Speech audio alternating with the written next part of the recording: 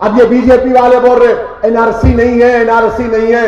अरे बाबा, हम थम्सअप तो नहीं है, थोड़ा पन्ना लिखना जानते, कुंचम कुंचम, लिटिल लिटिल, हम थोड़ा इंग्लिश पढ़ लेते, तुम्हारे से अच्छा तो नहीं पढ़ सकते। यकीनन मेरी अंग्रेजी नरेंद्र मोदी से अच्छी नहीं है। मेरे पास उतना क्वालिफिकेशन भी नहीं है जो प्राइम मिनिस्टर के पास है। मैं तो खाली हमारे अब्बा बोल के, हमारे अब्बा कान पकड़ के भी जाके पढ़ लंदन में, तो मैं वहां से पढ़ के आ गया। हमारे वजीर आजम के पास तो दिल्ली यूनिवर्सिटी की एंटायर पॉलिटिकल साइंस की डिग्री है। अब तुम उठ के नहीं पूछना वो क्या है, मेरे को भी समझ में नहीं आया अब तक। हम पढ़ते और पढ़ के बोल रहा हूं, चैलेंज कर रहा हूं, अगर एक लफ्ज भी गलत बोल रहा हूं तो आ जाओ, बैठ जाएंगे किसी जगह पर, बल्कि इसी जगह पर एक डिबेट कर लेंगे, आ जाओ।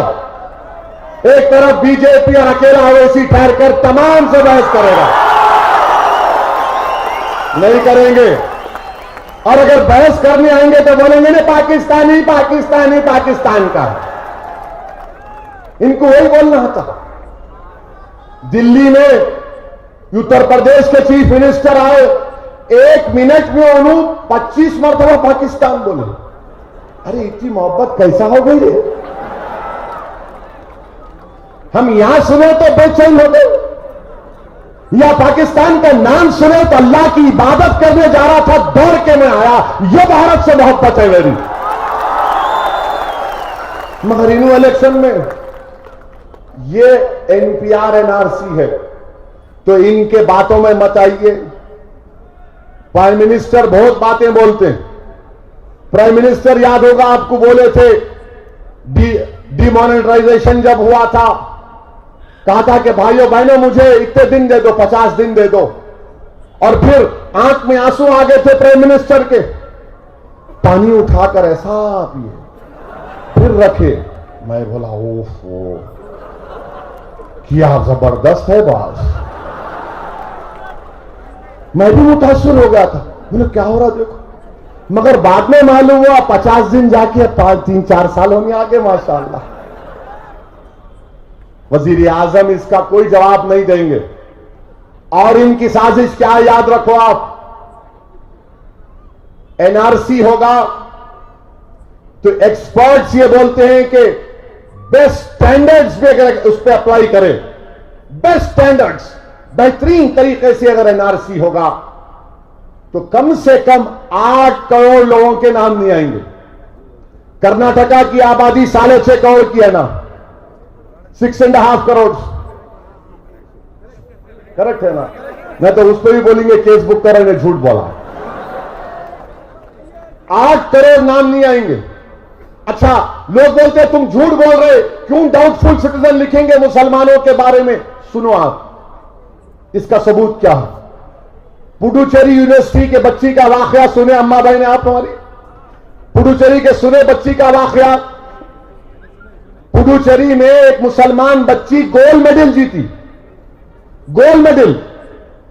उसको president of India gold medal दे रहे थे, डिग्री दे रहे थे। तो पुडुचेरी की पुलिस उसको आके बोली नहीं नहीं, तुम्हारे को अंदर आने नहीं दे सकते बेटी, इसलिए कि तुम्हारे सर पे हिजाब है और तुम प्रेसिडेंट के सामने जाके CAA बोलेंगे। तो उसको अपना गोल्ड मेडल नहीं मिला प्रेसिडेंट ऑफ इंडिया से। क्या शेम शेम बोल रहे तुम, खाली शेम शेम बोल रहे। मैं तुम्हारे को बता रहा हूं जहनियत, मैं तुम्हारे को उनकी थिंकिंग बता रहा हूं, थॉट प्रोसेस बता रहा हूं। उठो जागो, तुम ख्वाबे गफलत में हो, बेदार हो जाओ।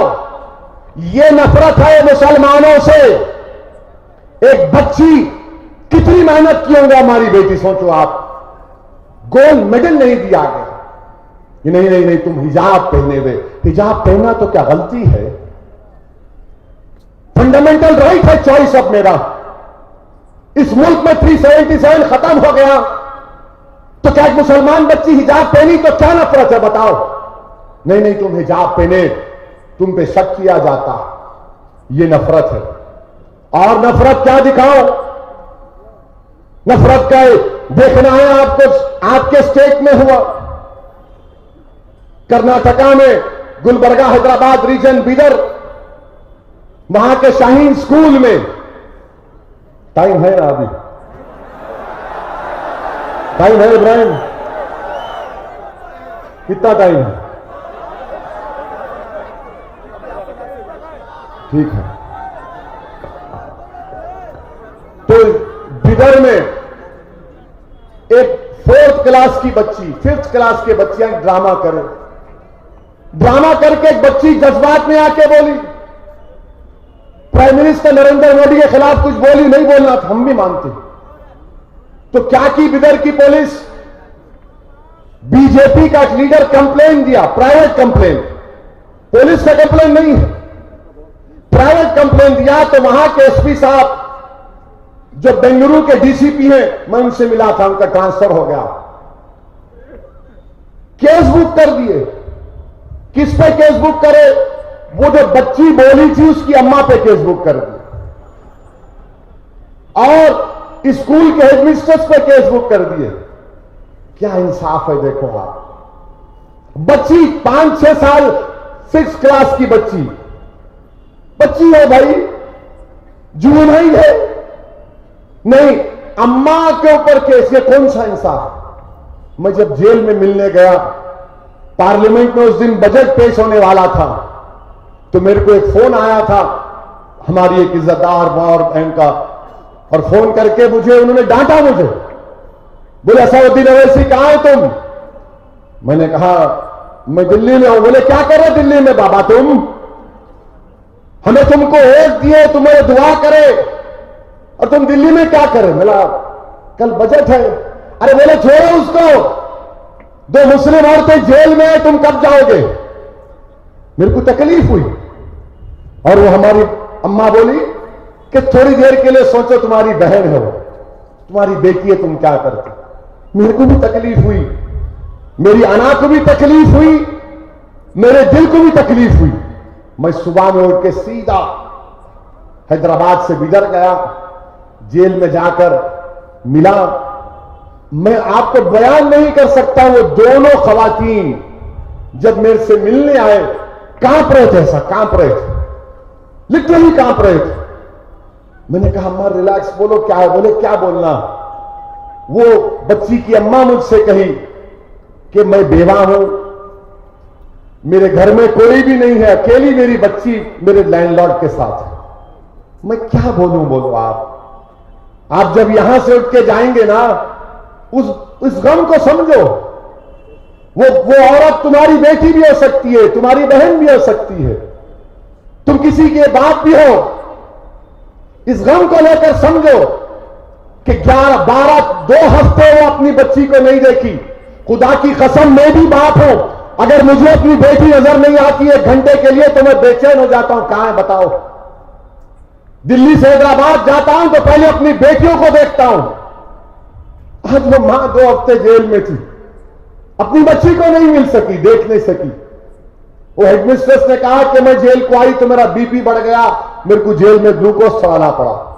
क्या जुर्म था कि एक 5th क्लास की बच्ची ने प्राइम मिनिस्टर नरेंद्र मोदी के बारे में कुछ गलत कह दिया, तो सेडेशन, गद्दारी का इल्जाम लगा दिए उन दोनों औरतों पर, खवातीन। ये इंसाफ है आपका? ये कर्नाटका के बीजेपी का इंसाफ है कि मासूम बच्चे अगर कुछ बोल देते हैं तो सेडिशन। अच्छा, जाने मिलिया में 30 जनवरी के दिन जुलूस निकाला जा रहा था, गोडसे के खिलाफ, गांधी के कातिलों के खिलाफ सत्याग्रह किया जा रहा था। तो एक राम भक्त पूरी पुलिस के सामने, मीडिया के सामने अपना रिवॉल्वर निकालकर शूट करता है, गोली मारता है। एक जामिया के बच्चे पर गोली लगती है हाथ पर, और उसके 1 घंटे के बाद बीजेपी के लोग बोलना शुरू कर दिए, अरे नहीं नहीं वो जुवेनाइल है, वो बच्चा है, वो बच्चा है। अरे जब वो राम भक्त गोली मारा तो बच्चा है, मेरी बेटी की बेटी बच्ची नहीं है। बताओ, वो गोली चला रहा है तो बच्चा हो सकता है कि उसकी उम्र 16-17 साल की होगी, मैं नहीं जानता, मगर ये तो 6 क्लास की है ना बच्ची, इसको इसकी मां को जेल में डालेंगे और वो गोली मारने वाला नहीं, वो तो बच्चा है।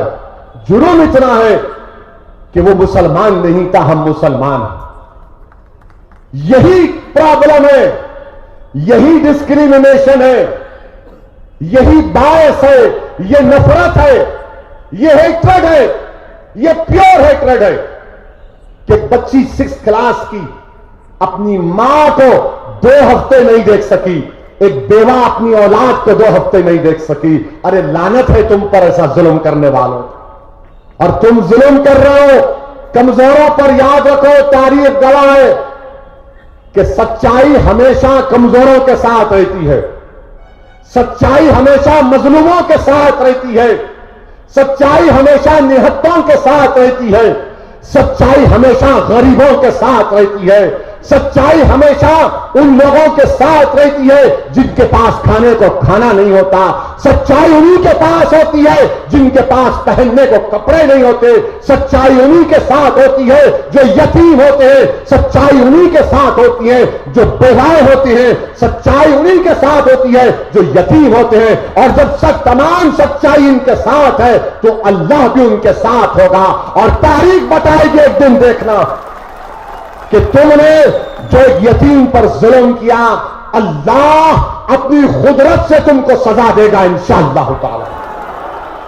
आज अगर तुम समझ रहे हो कि तुम्हारे पास ताकत है, यकीनन तुम्हारे पास ताकत है, तुम्हारे पास इख्तिदार है, तुम्हारे पास सब कुछ है, तुम्हारे पास शायद बंदूक भी है, गोलियां भी है, हथियार भी है, हर चीज तुम्हारे पास है, मगर मेरे पास क्या है? अल्लाह के ऊपर यकीन है। और मेरा यकीन मुझसे कह रहा है कि तुम मुझे जरूर मार सकते, तुम मेरी जान ले सकते, तुम मुझे जेल में डाल सकते, तुम मेरे बच्चों को महरूम कर सकते अपनी माओ से, मगर याद रखो इंशाअल्लाह ताला कामयाबी सच्चाई की होगी, कामयाबी सच्चाई की होगी। ये इसलिए कह रहा हूं कि अपनी हिम्मत और हौसले को बुलंद रखो, अपने हिम्मत और हौसले को बुलंद रखो। ये एहतजाज और चलना चाहिए, इस एहतजाज को कम से कम 2-3 महीने हमको चलाना चाहिए। आप चलाएंगे? खाली इंशाअल्लाह बोल के घर को जाके बैठना नहीं, इंशाअल्लाह बोले तो पूरा तवक्कल करके बोलो अल्लाह की जात पर के इंशाअल्लाह। वरना याद रखो, तुम मर्दा नहीं करे तो औरतें करेंगे। ये औरतें तो अब किसको भी सुनने वाले नहीं है। मैं पार्लियामेंट में बोला था, नरेंद्र मोदी आप तो बोलते थे मुस्लिम महिलाओं को कि मैं आपका भाई हूं, भाई हूं, भाई हूं, भाई हूं। जब ये बहनें तुम्हारे खिलाफ खड़े हो गए तो तुम क्यों परेशान हो गए? भाई बनो ना, भाई नहीं बनते। ये बहनें बोले ना मैं ट्रिब्यूट तो अल्लाह खत्म करो भाई मेरी बहनों के लिए, ये बहनें भी नहीं निकले। अच्छा हुआ, हमारी बहनों को निकलना चाहिए।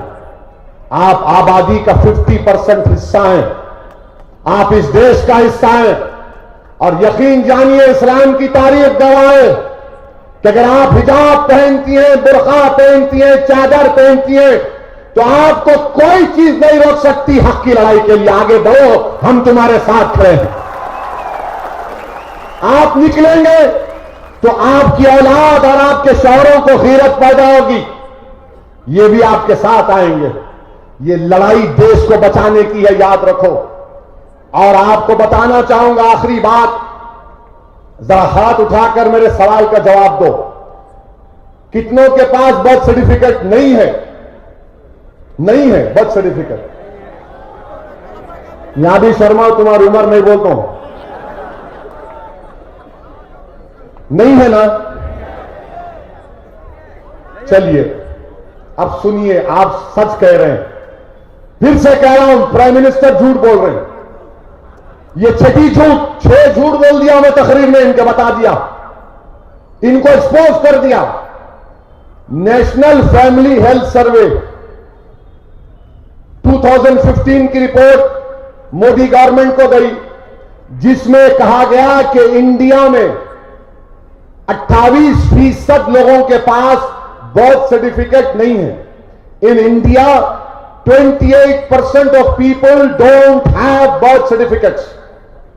ये गवर्नमेंट को रिपोर्ट गई, गवर्नमेंट की रिपोर्ट, उसमें यह कहा गया 137 करोड़ का देश, तो 29 करोड़ के 30 करोड़ के करीब भारत की जनता के पास बर्थ सर्टिफिकेट नहीं है। 28% तो वही होगा ना। अब उस 28% में 40% मुस्लिम्स के पास नहीं है। और आप बता दिए हाथ उठाकर, 44% दलित के पास नहीं है, 44% आदिवासियों के पास नहीं है।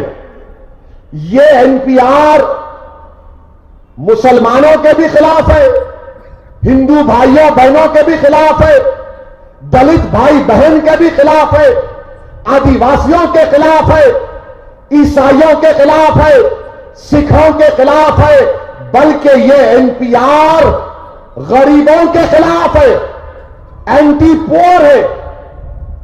अब बर्थ सर्टिफिकेट बनाने आप दौड़ रहे। मेरे को मालूम, आज बता रहे थे अमीर जान के घर पे दोपहर का खाना हुआ, अच्छा खिलाया, मेरे को खूब खिलाया, 2 नंबर का नहीं 1 नंबर का ही खिलाया। वो बाद में लड़ लूंगा उनसे। अब को सब जा रहे, मेरा निकालो बर्थ सर्टिफिकेट, बनाओ बनाओ बनाओ। माशाल्लाह वकीलों की तो ईद हो गई, पूरे वकीला खुश है, इधर मुस्कुराहट, इतनी बड़ी मुस्कुराहट, पूरा वकील कारी बर्थ सर्टिफिकेट बना रहा, कोर्ट मिला, बनाता हूं बनाता हूं बनाता हूं। कानून यह है कि पैदाइश के 1 साल के अंदर बर्थ सर्टिफिकेट बनाना। ये कौन सा कानून बोल रहा? Birth and death registration act. 1 साल में नहीं बनाए तो कलेक्टर के पास या ज्वाइंट कलेक्टर के पास कार्रवाई जाती और आपको फाइन भरना पड़ता। और हमारे भारत में जहां पे फाइन भरने की बात आती वहां रिश्वत शुरू हो जाती। और रिश्वत शुरू हो गई क्योंकि सबको बर्थ सर्टिफिकेट बनाने का। इसीलिए आपको एनपीआर के खिलाफ आवाज उठाना है। एनपीआर एंटी पुअर है और हमारे बीजेपी के लोग डिलिबरेटली ये एंटी पुअर स्टेप को भारत के गरीबों पर मुसल्लत करना चाहते हैं। हम प्राइम मिनिस्टर से डिमांड करते हैं कि आप क्यों नहीं कह देते कि जब तक 2024 तक भारत के कॉन्स्टिट्यूशन और संविधान के तहत मैं जब प्राइम मिनिस्टर रहूंगा उस वक्त तक ना एनपीआर होगा ना एनआरसी होगा। क्लियर कट ऐलान करो ना प्राइम मिनिस्टर। क्यों नहीं ऐलान करते आप? नहीं कर सकते क्योंकि ये एनआरसी करना चाहते, और जब एनआरसी होगा तो यकीनन एक बड़ी तादाद में मुसलमान और गरीब स्टेटलेस बनाए जाएंगे। जब स्टेटलेस बनाए जाएंगे तो आपको वोटिंग राइट नहीं रहेगा, बैंक का अकाउंट नहीं खुलेगा, कुछ भी आपको राइट्स नहीं दिए जाएंगे। ये इनकी साजिश है। ये डराने के लिए नहीं कह रहा हूं मैं, ये इनकी साजिश है। क्यों कह रहा हूं? जाकर गोलवालकर की किताब पढ़ो। आरएसएस के एक जमाने में सरसंचालक थे। गोलवालकर ने अपनी किताब में लिखा कि भारत में अगर मुसलमानों को रहना है तो इनके सिटीजनशिप के राइट्स के बगैर इनको रहना पड़ेगा। और नरेंद्र मोदी की किताब पढ़ो आप, उन्होंने अपनी किताब में गोलवालकर की तारीफ के पुल भर दिए। वो अपने गुरु के ख्वाब को पूरा करना चाहते हैं। ये एनपीआर, एनआरसी, सीएए का कानून मुझे हिटलर की जर्मनी की याद दिलाता है। हिटलर की जर्मनी में भी यहूदियों के खिलाफ न्यूरमबर्ग लॉज बनाए गए थे। उसके बाद यहूदियों को 60 लाख यहूदियों को गैस के चेंबर में डालकर खत्म कर दिया गया। हिटलर की जर्मनी में हिटलर यहूदियों को चूहे कहता था। रवांडा में हुत्सीस को मारने से पहले उनको कॉकरोच कहा जाता था। आज भारत में भारत के होम मिनिस्टर दीमक कहते हैं, टर्माइट्स कहते हैं, हमको घुसपैठी कहते हैं। पार्लियामेंट में मैं तकरीर कर रहा था तो बीजेपी के लोग पुकार कर कह रहे थे ये घुसपैठी है, घुसपैठी है, घुसपैठी है। तो मेरे मुंह में भी जबान है, मैंने कहा हां सुनो, मैं घुसपैठियों का बाप हो, क्या करते बोलो। मगर उनकी जहन क्या है, घुसपैठी। मुसलमान नजर आया घुसपैठी, अरे कहे का घुसपैठी। ये भारत के खबरें गवाह है हमारी वफादारी के। मगर आज आप एनपीआर एनआरसी करके तमाम गरीबों पर एक बोझ डालना चाहती हैं। मेरी आपसे गुजारिश है, इसके खिलाफ अपोज करिए, पुरअमन एहतजाज करिए, पुरअमन एहतजाज करिए, पीसफुल प्रोटेस्ट करिए, खामोश मत बैठिए, पीसफुल प्रोटेस्ट करते रहिए। और अगर कभी वक्त पड़ा तो इंशाअल्लाह ताला हम तमाम जेल भरो आंदोलन भी करेंगे। इस भारत में, हमारे भारत में जेल में सिर्फ 3 लाख लोग को रख सकते, सिर्फ 3 लाख, ओनली 3 लाख। अगर आप लोग 1.5-2 लाख जुलूस निकाले CAA एनपीआर के खिलाफ, अगर 50,000 भी निकल गए तो कर्नाटका में ये आपके स्टेडियम में ले जाकर रखना पड़ेगा, जहां पे IPL नहीं होगा, खाली हम लोग बैठे रहेंगे आराम से। ये हो सकता है, ये हो सकता है, एक पुरअमन तरीका। जेल भरो आंदोलन बापू भी किए थे, महात्मा गांधी भी किए थे। ये डेमोक्रेसी में हमको प्रोटेस्ट का राइट है।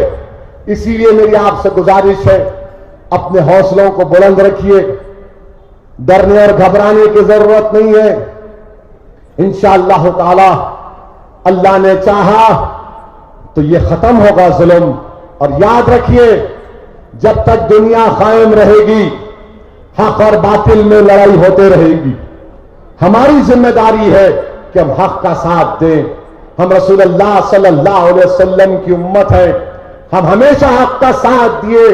और हक के सफर में अल्लाह के रसूल सल्लल्लाहु अलैहि वसल्लम को ताइफ के बाजार में, सफर में अपने खून में लहूलुहान होना पड़ा। हक की कामयाबी के लिए काबे के सहन में आकाए दो आलम सल्लल्लाहु अलैहि वसल्लम के जिस्म मुबारक पर ऊंट की उजड़ी डाली गई। हक की कामयाबी के लिए दंदाने मुबारक को शहीद होना पड़ा। हक की कामयाबी के लिए नवासे रसूल ने अपनी गर्दन कटा दी। हक की कामयाबी के लिए अहले बैत ने अपना सब कुछ कुर्बान कर दिया। याद रखो, हक की कामयाबी के लिए अल्लामा फजल खैराबादी ने और हमारे बुजुर्गों ने अंग्रेजों के खिलाफ लड़कर अपना सब कुछ कुर्बान कर दिया। हक की कामयाबी के लिए भगत सिंह ने फांसी की सजा को कबूल किया। हक की कामयाबी के लिए अशफाकुल्लाह ने अपनी जिंदगी को कुर्बान कर दिया। हक की कामयाबी के लिए इमरजेंसी के दौर में इंदिरा गांधी के खिलाफ हम तमाम बुजुर्गों ने जेलों में जाकर अपना वक्त गुजारा। हमको डरने और घबराने की जरूरत नहीं है। मेरी आखिर में आपसे गुजारिश है, ये जो मूवमेंट है, ये जो एहतजाज है, मेरी मां और बहनों, मेरे बुजुर्गों, इसको अपना एम्पावरमेंट, पॉलिटिकल एम्पावरमेंट इससे करो। यही चंद अहम गुजारिशात मुझसे कहना था। शुक्रिया, खुदा हाफिज, वाखिर दावन अल्हम्दुलिल्लाह रब्बिल आलमीन। सब अटेंशन रखिए, मेहरबानी से अटेंशन खड़िए। जनगण मन अधिनायक जय हे भारत भाग्य विधाता। पंजाब सिंध गुजरात मराठा द्राविड उत्कल बंगा। इंद्र हिमाचल यमुना गंगा उच्चल जलधि तरंगा। तव शुभ नामे जागे, तव शुभ आशीष